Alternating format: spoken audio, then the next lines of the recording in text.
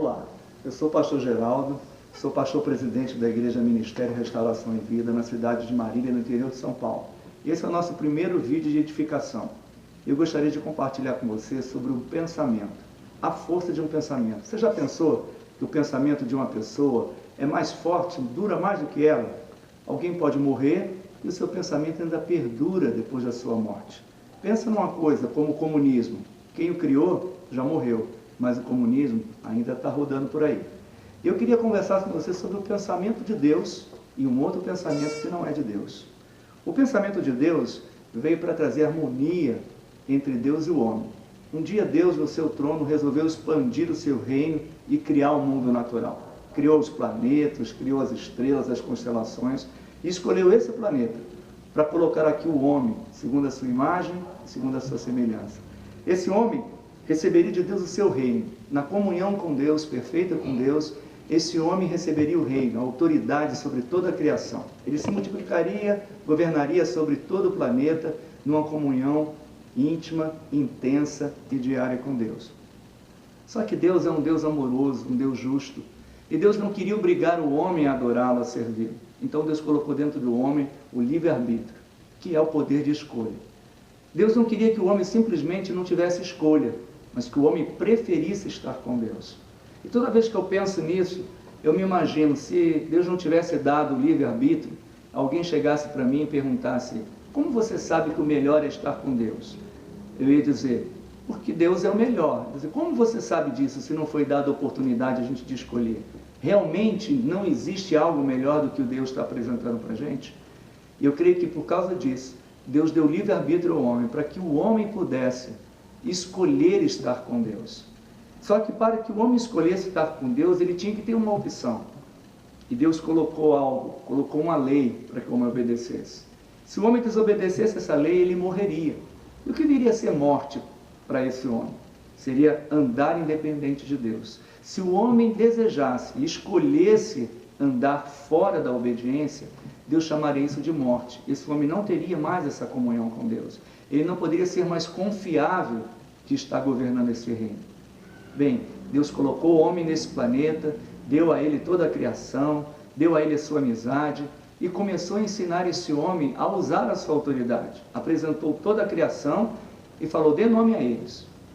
Mas um certo dia, uma outra ideia, um outro pensamento foi trazido para o homem. E desse pensamento, a essência dele é: você não precisa de Deus para ser como Ele. Se você andar segundo o que eu estou te oferecendo, segundo esse novo pensamento, você vai ser parecido com Deus. Mas você não vai precisar ser submisso a Ele, você não vai precisar ser dependente dEle. Bem, isso caiu bem ao coração do homem. O homem achou que poderia seguir seu próprio caminho longe de Deus, ser Deus, criar agora o seu próprio mundo sem a dependência de Deus. E quando isso aconteceu, a morte entrou dentro do homem. O homem ficou separado de Deus. O homem não podia mais governar esse planeta. Ele não era mais confiável. E a natureza santa de Deus foi corrompida nesse homem. E a partir de então, esse homem e os seus descendentes têm a sua natureza contrária de Deus. Tem um comportamento de vida, uma mentalidade que Deus reprova. Mas como resolver esse problema? Deus seria então mau, injusto, deixaria o homem à mercê de um pensamento que veio, um pensamento tenebroso de morte e não traria solução? Não, Deus é muito bom e muito cheio de amor e misericórdia. E fez um plano perfeito e eterno. Muitos e muitos anos depois, na pessoa do seu Filho Jesus, Ele envia esse homem Jesus. E digo homem porque a terra é morada de homem. A terra foi feita para o homem habitar e não para deuses habitarem. E Jesus teve que entrar nesse planeta como ser humano. E como o homem nasceu. E nasceu para viver o que Adão não viveu. E porque viveu de acordo com a vontade de Deus, pôde cumprir o propósito de Deus. Lá na cruz do Calvário, quando ele morreu, ele estava dizendo: eu pago a dívida que a humanidade tem contigo, Deus. Todos poderão ser resgatados se crerem no meu sacrifício.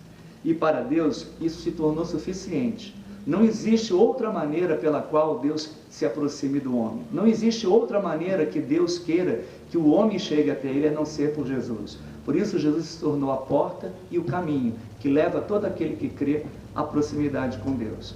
A pessoa que assim crê e aceita a proposta de Deus para reatar-se com Ele, recebe de novo o reino, a vida eterna, o Espírito de Deus, o perdão dos seus pecados.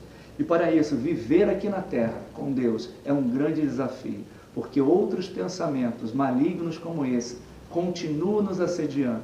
E todos os dias nós teremos que exercer nossas escolhas, o poder de escolher, de agradar a Deus ou de não agradá-lo, de obedecê-lo ou de desobedecê-lo. E já sabemos que obedecendo temos todo o favor de Deus, e se desobedecê-lo, já sabemos todas as consequências ruins que podem vir da desobediência. Eu escolhi obedecer, mas todo dia eu tenho que exercer a minha escolha para obedecer a Deus, porque existem muitas ofertas e muitos outros pensamentos para me roubar da presença de Deus, mas tenho até agora, por graça de Deus, permanecido na sua presença. E faço a pergunta a você: qual é o pensamento que tem dominado na sua vida? Qual é o pensamento que você tem seguido? O de Deus ou o contrário de Deus? Eu espero que a influência da sua vida seja o conselho de Deus para você, de vida eterna e de comunhão com Ele. Até a próxima. Um grande abraço.